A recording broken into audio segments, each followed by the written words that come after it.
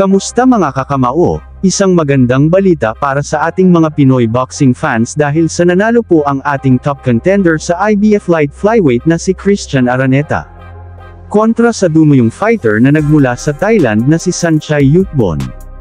Naginanap ang bakbakan sa Mandawi City, katulad nga ng inaasahan ng lahat ay madali nga pong natalo ni Araneta ang Thai fighter.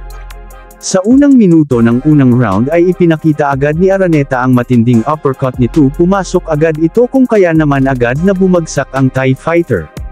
Nakabangon naman ang Thai fighter ngunit nasundan na naman ito ng isa pang uppercut at nasundan ng kombinasyon ni Araneta at nakapasok ang isang suntok sa tagiliran at napaluhod ang Thai fighter sa pangalawang pagkakataon.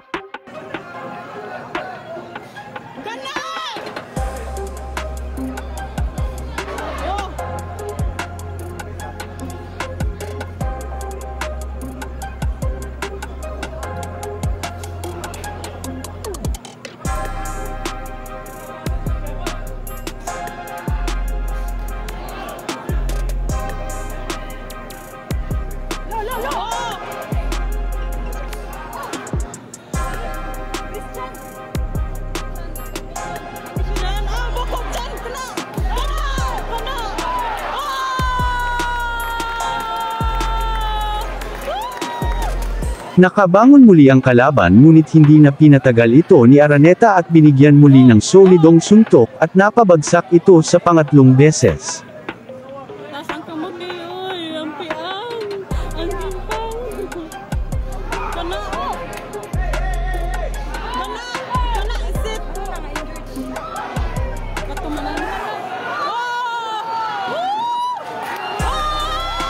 Kung kaya naman sa pagkakataon na ito ay itinigil na ng referee ang laban, kung kaya panalo si Christian Araneta via first round technical knockout, dahil sa pagkapanalo ni Araneta ay umangat na ang kartada nito sa 25 wins, 20 dito ay nagmula sa knockouts at 2 losses, samantalang bumagsak naman ang kartada nitong si Sanchay Yutbon sa 16 wins with 10 knockouts at 9 losses.